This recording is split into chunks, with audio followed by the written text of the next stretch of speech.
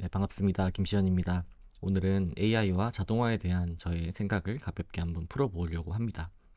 AI를 통해 기회를 잡고 싶은 사람이 굉장히 많죠. 저도 그중 하나고요. 어떻게 하면 조금 더 실질적인 그런 정보를 전달 드릴 수 있을지, 그리고 저도 그런 기회를 잡을 수 있을지를 열심히 찾아 나가는 중이라고 저도 생각을 해요. 첫 번째로는 메이크에 대한 얘기를 한번 해볼게요. 메이크는 자동화 도구죠.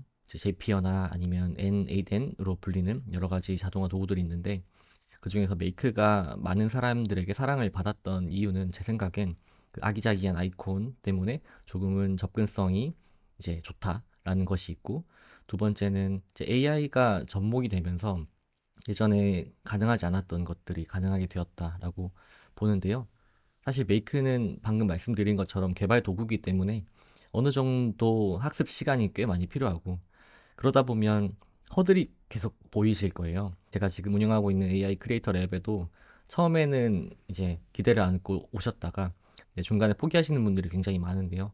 저도 비슷했던 것 같아요. 처음에는 이게 모든 것을 자동화 해줄 것만 같아서 시작을 했지만 생각보다 많은 오류가 발생을 하고, 내가 원하는 그런 문제들은 실제로 메이크를 통해서 해결할 수 있을까라는 그런 고민들도 많이 했었던 것 같습니다. 그럼에도 이걸 계속 하는 사람과 그만두는 사람의 차이가 뭐 인내심이나 뭐 그런 것도 있겠지만, 저는 그 문제가 충분히 있는지 없는지의 차이라고 사실 생각을 해요. 내가 만약에 진짜로 10시간 들여서 100시간만큼의 시간 줄일 수 있다, 그러면 10시간 충분히 쓰겠죠. 사실은 내가 그렇게까지 반복 업무를 하고 있진 않고 그 문제를 해결하고 싶지는 않기 때문에 중간에 그만두게 되는 것 같아요. 그래서 메이크를 처음에 접근하시는 분들한테 문제 정의를 먼저 해보라고 말씀을 드리는데, 사실 문제가 뭔 줄 알면 해결하는 것은 그렇게까지 어렵진 않거든요. 근데 실제로는 이게 문제가 아닌 경우가 훨씬 더 많은 것 같아요. 예를 들어서 제가 실제로 굉장히 많이 쓰고 있고 전 도움을 많이 받고 있는 해외 유튜브 영상을 자동으로 스크래핑해서 저에게 요약을 전달해주는 그런 자동화 시나리오를 저는 매일매일 쓰고 지금도 쓰고 있는데요. 저에게는 도움이 되죠. 왜냐하면 저는 유튜브 콘텐츠도 만들고 다른 뭐 스레드도 만들고 저는 이걸로 이제 돈을 벌고 있기 때문에 도움이 된다라고 보는데, 많은 분들한테는 아마 그것만으로는 도움이 되지 않을 거예요.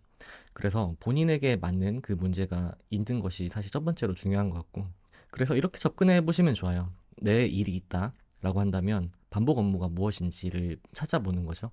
하나씩 이렇게 나열을 하다 보면 이게 반복 업무인지 아닌지, 그리고 이 업무가 자동화가 되었을 때 나에게 임팩트가 있는지 없는지, 그런 것들도 자연스럽게 판단을 할 수 있게 되긴 하는데요.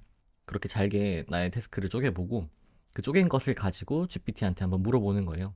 이걸 자동화할 수 있냐, 아니면 어떻게 좀 더 효율적으로 하면 좋을까, 그런 방법들을 물어본다라고 보고요. 이제 거기서 효율을 보는 사람들은 너무 좋으니까 이제 또 자랑을 할 수 있겠죠. 뭐 스레드나 같은 데를 보면 업무 효율이 2배가 늘었다, 막 그런 말들이 있기도 하잖아요.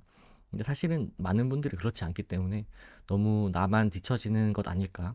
다른 사람들은 다 업무를 자동화하고 있는데 나만 이렇게 수동으로 하는 게 아닌가? 이제 그런 마음은 많이 갖지 않으셔도 괜찮을 것 같습니다.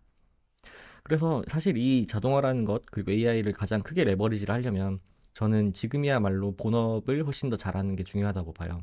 실제로 제가 지금 협업을 하고 있는 부분들도 저는 AI든 어떤 다른 도구들을 활용을 해서 자동화할 수 있는 영역이 있는데, 실제 그 도메인에 대한 지식이 없기 때문에 그 도메인을 한 5년이고 한 10년이고 근무를 하셨던 그 경력을 제가 도움을 얻는 거거든요. 저는 그런 경험을 갖고 있지 않으니까.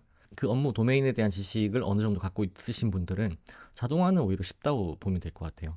뭐 이제 JPR을 쓰든 N8N을 쓰든 뭐 N8N이라 불리는 N8N을 쓰든 메이크를 쓰든 사실 그런 건 그렇게 중요하지 않고요. AI가 모든 일을 대신해주는 그 미래가 저는 아주 빠르게 다가올 것 같지는 않아요. 아무리 빨라도 한 3년은 걸리지 않을까? 3년도 사실 굉장히 짧은 시간이긴 하죠. 그리고 아마 이렇게 될 것 같아요. 지금은 우리가 하나하나씩 뭐 메이크 모듈을 연결하듯이 그런 식으로 하지만 나중에 되면 말로 끝내는 시기도 올 것 같고요.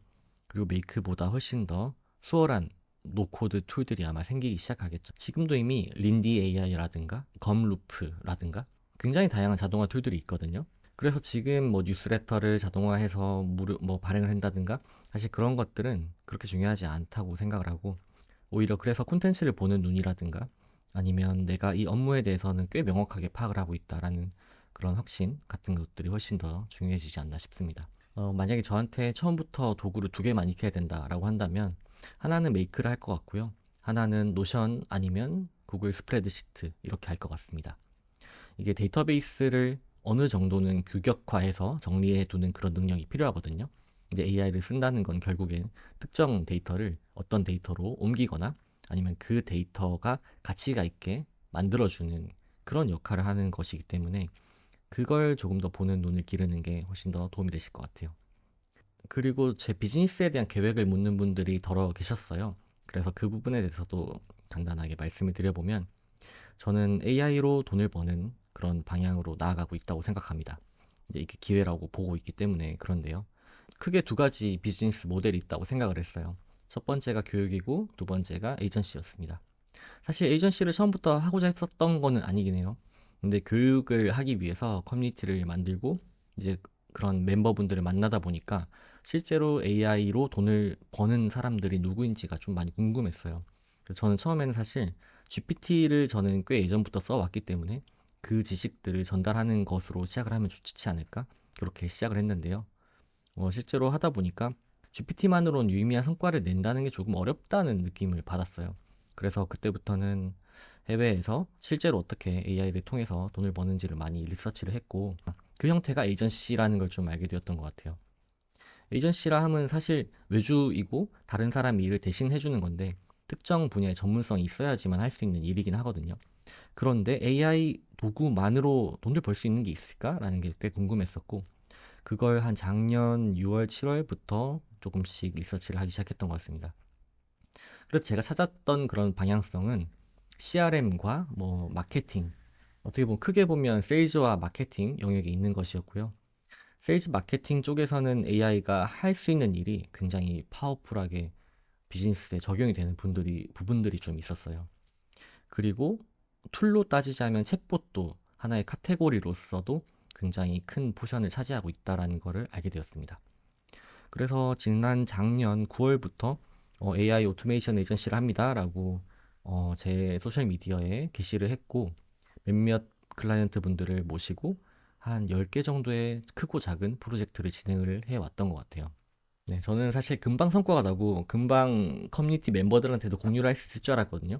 근데 그렇진 않더라고요. 그래서 지금 딱 한 4개월, 5개월 정도가 됐으니까 어느 정도 정리가 된 부분들이 있고 그것들은 차근차근 또 영상으로 풀어볼 예정입니다. 네, 다시 돌아와서 제가 처음 선정했던 두 가지 비즈니스 모델이었던 교육과 에이전시에 대한 제 생각을 조금 더 말씀을 드리면 좋을 것 같은데 교육이라 함은 저에게는 투자거든요. 내가 만약에 어떤 기술을 배웠을 때 이것을 가지고 취업을 한다든가 아니면 이것을 가지고 직접적으로 바로 돈을 버는 데 도움이 되는 그런 활동들이 저는 교육에서 가치가 있고 물론 전인적인 교육도 있지만 일단 직업적인 측면에서는 생존과 자본주의의 측면에서는 저는 교육을 투자로 바라보고 있습니다. 그래서 교육을 통해서 직접적으로 돈을 벌 수 있는 그런 기술을 알려주는 것이 마땅하다라고 생각을 하고 있고 50만 원을 주고 교육을 받았을 때 500만 원 벌 수 있다라고 하면 그 교육은 가치가 있는 거잖아요. 하지만 동일한 교육을 제공한다고 해서 모든 사람들이 그 가치를 다 본인의 것으로 만들 수 있는 것은 아니기 때문에 좀 간접적인 문제 해결이라고 보고 있고요. 그래서 제가 제공해드리는 교육은 1년에 많으면 100만 원 정도가 되는 것 같고요. 에이전시는 한 달에 500만 원 정도까지 비용을 청구를 하거든요. 근데 그 차이는 문제 해결에 어느 정도로 직접적으로 영향을 미치냐에 따라 차이가 난다라고 생각을 합니다. 에이전시 가격을 어떻게 책정했냐고 많이 물어보시는데요. 저는 되게 단순하게 생각을 했습니다. 저는 제 서비스를 한 달에 500만 원 정도 낼 수 있는 고객만 만나고 싶었어요, 처음부터. 그래서 그 가격을 만들기도 했고요. 그러면 500만 원 낼 수 있는 사람들이 누구일까를 반대로 역으로 찾아 나섰던 것 같아요. 똑같은 자동화를 하더라도 500만 원 이상의 가치를 창출하는 그런 사업들이 있거든요. 뭐 간단하게만 예를 들면 이런 게 있을 것 같아요. 제가 만약에 한 달 동안 열심히 구축을 해서 그 사업장 일을 줄였다라고 한다면 지금 현재 일하고 있는 사람의 시간을 한 달에 80시간 정도 줄였다라고 예측을 해볼게요. 그냥 그렇게만 한다고 해도 적어도 150에서 200만 원, 많으면 300만 원 정도의 가치를 했다고 생각을 합니다. 그러면 뭐 한 달이면 300, 뭐 두 달이면 600만 원, 뭐 1년이면 3천만 원 이상의 가치가 주어진다라고 보고요. 그렇기 때문에 500만 원이라는 돈을 내도 사업장 입장에서는 아깝지가 않은 거라고 생각하시면 될 것 같아요. 그래서 저는 가격을 책정하는 게 아주 명확하게 이 문제 해결에 전문성이 있어서일 수도 있지만 어떤 문제를 갖고 있는지를 먼저 보는 게 좀 더 중요한 것 같아요. 그래서 그 문제를 종합적으로 해결할 수 있다라고 하면 그 돈을 낼 만한 사람들은 그래도 꽤 많이 있다라고 지금은 보여집니다. 네, 그렇다고 모든 일이 500만 원 이상 무조건 나는 이 돈을 받지 않으면 하지 않을 거야. 사실 그렇지는 않고요. 제가 할 수 있겠다. 그리고 이분에게도 충분히 도움이 되겠다. 그리고 저의 그 경력에도 도움이 되겠다. 그런 프로젝트라면 가격에 상관없이 진행을 하기도 해요. 저에게 필요한 게 돈이기도 하지만 경험이기도 하거든요. 그래서 그 부분은 굉장히 좀 유동성 있게 조절이 되는 것 같기도 합니다. 돌이켜 생각해 보면 제가 AI에 대한 기술을 갖고 있기 때문에 이 에이전시 일을 할 수 있었던 건 아닌 것 같아요. 사실 저는 그 기술이 있으면 이걸 제공할 수 있다고 생각을 했거든요. 근데 지금 프로젝트를 몇 개 따보고 직접 해보고 나와 보니까 실제로 중요했던 것은 아까 초반에 말씀드렸던 문제를 정의하는 능력이라든가 아니면 이 비즈니스에 진짜로 도움이 되는 방법이 뭘까를 고민했던 그 시간들이 저한테 좀 더 도움이 많이 됐던 것 같습니다. 그래서 처음에 만나면 제가 해결할 수 있는지 없는지를 먼저 판단을 해야 돼요. 그리고 이게 해결되었을 때 이 기업에 어느 정도 가치를 줄 수 있을지도 제가 판단을 해야 되고 그 업무의 범위라든가 그런 것들도 좀 종합적으로 판단을 하는 시간이 어느 정도 필요한 것 같아요, 아직까지는. 제 생각으로는 문제를 명확하게 알고 있는 고객은 사실 거의 없거든요.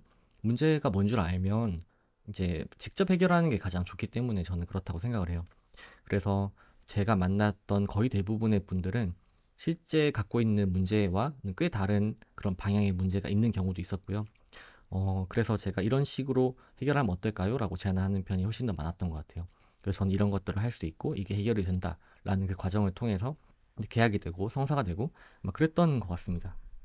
그래서 앞으로 무엇이 더 중요해질까라고 한다면 사실 AI를 잘 다루는 능력 또한 중요한데 아까 말씀드린 것처럼 도메인에 대한 지식이 저는 훨씬 더 중요할 것 같고요. 그리고 그 데이터를 다루는 능력이 그 도메인을 다루는 능력과 뭐 접목되어서 그 가치가 높아질 거라고 보고 그리고 만약에 하나 더 키워야 된다고 한다면 저는 커뮤니케이션 능력이 AI를 다루는 능력만큼이나 중요해질 거라고 생각을 해요. 지식의 가치, 정보의 가치는 거의 0에 수렴한다라고 하잖아요. 그랬을 때 누구와 일을 하고 싶은지가 꽤 중요하지 않을까 그런 생각을 많이 하는 것 같아요. 그래서 커뮤니케이션 능력이라고 불리는 조금 모호한 표현이긴 하지만 누구와 일을 하고 싶은지 질문을 했을 때 저 사람과 일을 하고 싶다라는 느낌을 받게 할 수 있는 게 훨씬 더 유해지지 않을까 그런 생각이 좀 드는 것 같습니다. 저도 아직 물론 배워나가는 입장이지만 커뮤니케이션을 충분히 하고 나와 핏이 맞는 고객을 찾고 내가 제대로 문제를 발견했다라고 한다면 메이크를 쓰든 NAN을 쓰든 뭐 JPL을 쓰든 개발하든 사실 그 문제 해결 방법은 크게 중요하지 않은 것 같아요. 그래서 만약에 영상을 보시는 분들 중에서 에이전시 일을 해보고 싶다라고 한다면 오히려 고객을 빠르게 만나서 얘기를 해보고 내가 해결할 수 있을까요? 아니면 해결 한번 해보겠습니다. 그런 식의 태도로 접근하시는 게 좋을 것 같고 근데 사실 아직 저도 많은 경험을 한 건 아니어서 제가 말하는 것이 정답이라고 말하는 건 당연히 어렵고요. 혹시나 뭔가 시작을 하신다는 분이 있다면 이런 식으로 접근하시면 좋겠다라는 말씀을 드리는 거니까 그냥 가볍게 들어주시면 좋겠습니다. 세 번째는 콘텐츠에 대한 얘기를 해보려고 합니다. AI가 등장을 하고 앞으로 콘텐츠는 점점 더 많아질 것이고 AI는 더더욱 정답에 가까운 것들을 말해줄 것 같아요.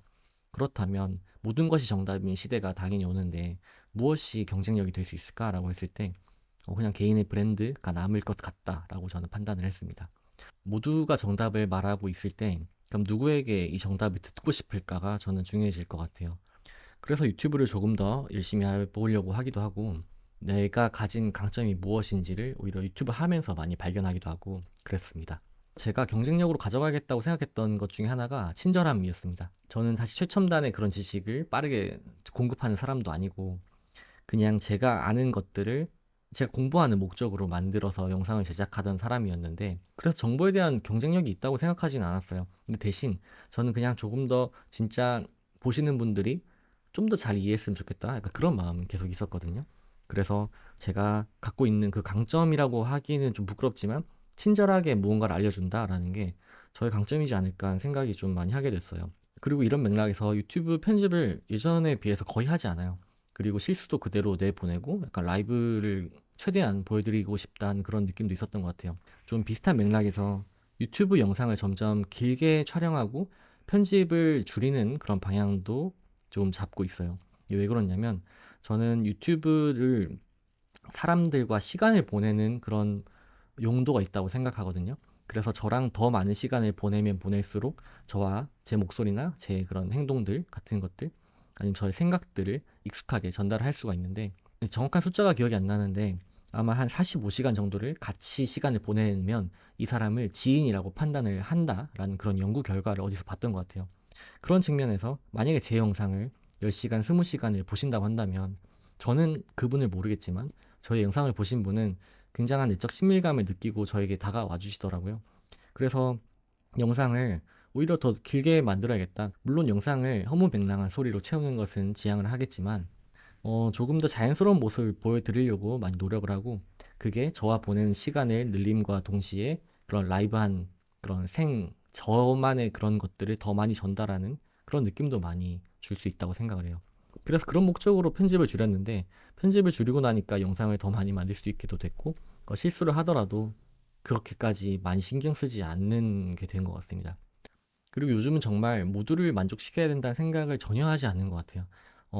제 콘텐츠는 특히 기술적인 부분을 많이 다루고 있기 때문에 대중적이라고 생각하지 않거든요.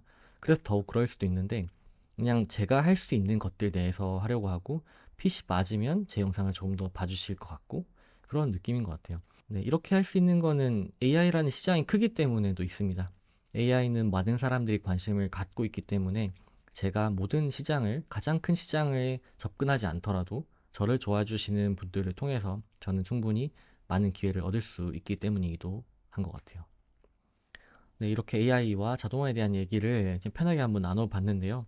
저도 이제 막 한 걸음을 뗀 것 같은 그런 느낌이에요. 그래서 영상을 보시는 분들과 제가 아주 크게 다르지 않고 저도 계속 배워나가는 입장이기 때문에 같이 익혀나가면서 원하는 것들을 이뤄 나갈 수 있으면 좋겠습니다.